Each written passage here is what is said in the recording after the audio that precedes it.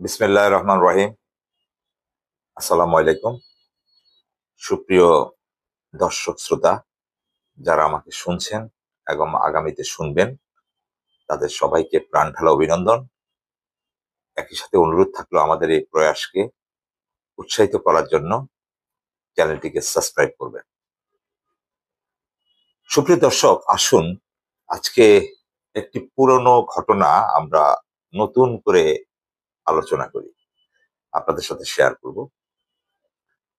জুলাই আগস্টের বিপ্লবের পর যখন পতিত হাসিনা দেশ ছাড়ি পালিয়ে গেল 5ই আগস্ট, আমাদের নিশ্চয়ই সবার স্মরণ থাকবার কথা, ঠিক সেই সময়টাতে প্রফেসর ইউনূস দেশের বাইরে ছিলেন। তিনি প্রায় 3 দিন, 5 তারিখ থেকে 8 তারিখ পর্যন্ত উনি দেশের বাহিরে অবস্থান করেছেন। এটা দর্শক আমরা সবাই জানি, কিন্তু এটার নেপথ্যে অনেকগুলো কারণ ছিল বলে আস্তে আস্তে দৃশ্যমান হচ্ছে। ব্যক্তিগতভাবে আমার পর্যালোচনায় আমি আপনাদের সাথে শুধু শেয়ার করছি আমার ভাবনাটুকু, আমার চিন্তাকে। আপনারা আমার চিন্তাটাকে আপনাদের সাথে জাস্ট ভালো লাগলে মিলিয়ে দেখবেন। এটা কোনো সিদ্ধান্ত নয়, অথবা এটা কোনো চূড়ান্ত কোনো মতামত নয়, কিন্তু মতামত একান্তই আমার। আমরা যতটুকু আমার কাছে নিজস্বভাবে বিভিন্ন পর্যায়ে এই অভ্যুত্থানের পরে সরকার গঠিত হওয়ার পর থেকে যতটুকু দেখেছি, আজকে এই মুহূর্তে আমি আপনাদের সামনে যখন ভিডিওটি করছি, আজকে 11ই জানুয়ারি 2025 সাল, শনিবার। ঠিক এই মুহূর্ত পর্যন্ত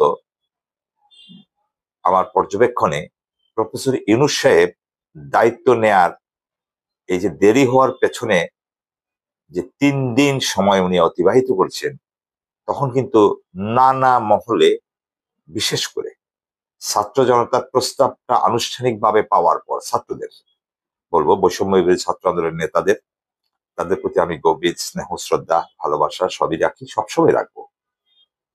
তারপরে প্রফেসর ইউনূস বিশেষ করে দেশের সর্ববৃহৎ জনপ্রিয় দল শহীদ প্রেসিডেন্ট জিয়াউর রহমানের হাতে গড়া দল বিএনপি, খালেদা জিয়ার দল বিএনপি এবং জনাব তারেক রহমান সাহেবের বিএনপির সাথে অনেক বোঝাপড়া করেছেন, খুব সম্ভবত সেটা খুব উচ্চ পর্যায়ে হয়েছে।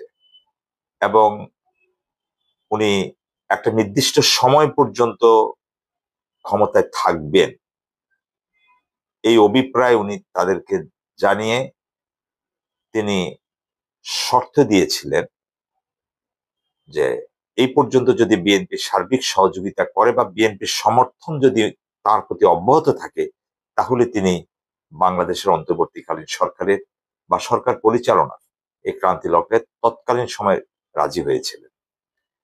বিভিন্ন সূত্র থেকে প্রাপ্ত তথ্যগুলো আপনাদের সাথে শেয়ার করলাম।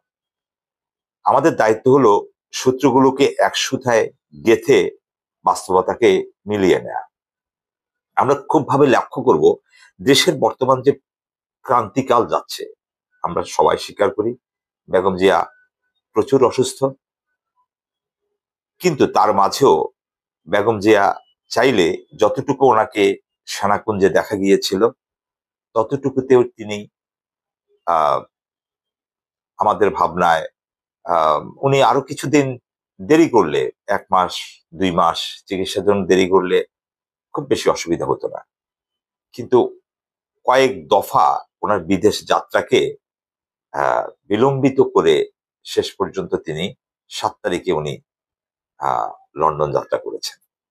এখানেও একটা ইঙ্গিত রয়েছে, এখানেও ওনার দেরিতে বিভিন্ন দর কষাকষি, বিভিন্ন মহলে কথা বলা, দেশে যারা নীতি নির্ধারণী আছেন অথবা ক্রিয়ানক আছেন বলবো, তাদের সাথে উনি বোঝাপড়া হয়েছে অনেক কিছুই, বিভিন্ন সূত্র থেকে আমরা যতটুকু আমি বুঝতে পেরেছি। তারপরে প্রফেসর ইউনূস সাহেব ক্ষমতা নেয়ার পূর্বে জনাব তারেক রহমান সাহেবের সাথে ওনার কথা হয়েছেন বলেও আমরা জানতে পেরেছি।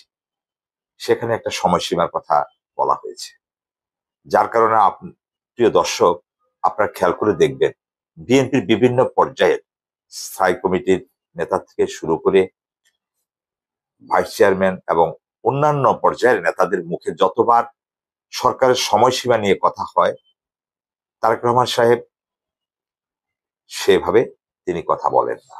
তিনি শুরু থেকেই যৌক্তিক সময় একটি শব্দ ব্যবহার করেছেন। যৌক্তিক সময় এটা একটি আপেক্ষিক শব্দ, এটার কোনো পরিমাপ নেই, এটা কোনো সীমা রেখা, এটাকে পরিমাপ করা যায় না। যৌক্তিক সময়টা একদিনও, যৌক্তিক সময়টা 1 বছর, 2 বছর, 5 বছর, এটা একটা ওই ধরনের একটা শব্দ। তারপরে আমার মনে হচ্ছে যে যেহেতু ওনারা কমিটেড রাজনীতি করেন, বিশেষ করে শহীদ প্রেসিডেন্ট জিয়াউর রহমান, বেগম খালেদা জিয়া, তারেক রহমান সাহেব, যার কারণে ওনাদের প্রতি আস্থা রেখে প্রফেসর ইউনূস সাহেব দায়িত্বটা গ্রহণ করেছেন। কিন্তু দুঃখের বিষয় হলো, এই জিনিসটা যদি আমরা চিন্তা করি, সূত্রগুলো যদি সত্যি হয়ে থাকে, সূত্র থেকে প্রাপ্ত এই কথাগুলো, তাহলে বিএনপি উচিত আমার মনে হয় এই বিষয়টাকে উপলব্ধি করে মানে কোনোভাবেই যেন ঐক্য নষ্ট হয় এরকম কোন পদক্ষেপের ফাঁদে যেন বিএনপি পা না দেয়, বিশেষ করে ভারতের উস্কানিতে। ভারত প্রতি মুহূর্তে বিএনপির ভিতরে একটা বিভাজন তৈরি করার জন্য উঠে পড়ে লেগেছে। স্বার্থ একটাই, হাসিনাকে বাংলাদেশের রাজনীতিতে পুনর্বাসিত করা। ইভেন আপনারা লক্ষ্য করবেন বেগম জিয়া নিশ্চয়ই এমনটা অসুস্থ ছিলেন না তিনি এয়ারপোর্টে জাতির উদ্দেশ্যে একটা বক্তব্য, ছোট বক্তব্য দিতে পারতেন না। পারতেন অবশ্যই, সেটা ফিরোজা থেকে উনি রওনা হওয়ার পূর্বেও দিতে পারতেন, এয়ারপোর্টে পৌঁছেও দিতে পারতেন। একটা বার্তা কিন্তু থাকতে পারত, কারণ উনি তো এখন বন্দী নয়, উনি ফেরোলেও মুক্তি পাননি, উনি কোনো শর্ত সাপেক্ষ জামিনেও নেই, উনি একেবারে খালাস। সুতরাং উনি যেহেতু মামলা থেকে অব্যাহতি প্রাপ্তা ছিলেন, সেহেতু তিনি একটা বক্তব্য দিতে পারতেন। সেখানেও একটা সিগনিফিকেন্ট বিষয় আছে, আমরা যেটা সূত্র থেকে জানতে পারছি। তো সুতরাং আপনাদের প্রতি অনুরোধ থাকলো আপনারা এটাকে বিবেচনায় নেবেন। তারপরে মির্জা আব্বাস সাহেব তিনি আবার হঠাৎ করে তার পরদিনেই বেগম জিয়ার সাথে না গিয়ে পরে উনি লন্ডন গেলেন। হ্যাঁ, উনি খোঁজ খবর নিতে গিয়েছেন, একজন স্থায়ী কমিটির সদস্য হিসেবে যেতেই পারেন। কিন্তু সবকিছুর মূলে আমার কাছে ব্যক্তিগত পর্যবেক্ষণ হলো এবং তথ্য উপাত্ত এইটাই ইঙ্গিত করছে যে সবকিছুর চালিকা শক্তি বেগম জিয়ার হাতেই। তিনি যা চাইবেন, যখন চাইবেন, ঘটনাটা রাজনীতির মোড়, গতি প্রকৃতি সেদিকে মোড় নেবে। কারণ তিনি এ জাতির আশা আকাঙ্ক্ষার শেষ ভরসার স্থল। তিনি এই অন্তর্বর্তীকালে সরকারেরও ভরসার স্থল। ওনার উপরে তারা আস্থা রেখেছেন, সেনাপ্রধান ওয়াকারুজ্জামান সাহেব আস্থা রেখেছেন, এমনকি ছাত্ররাও, বৈষম্য বিরোধী ছাত্ররাও তাঁর প্রতি আস্থা রেখেছেন। সুতরাং শেষ শেষ ব্রেক বলি বা সুইচ বলি, সেটা ওনাকেই অন অথবা অফ করতে হবে। ধন্যবাদ আপনাকে।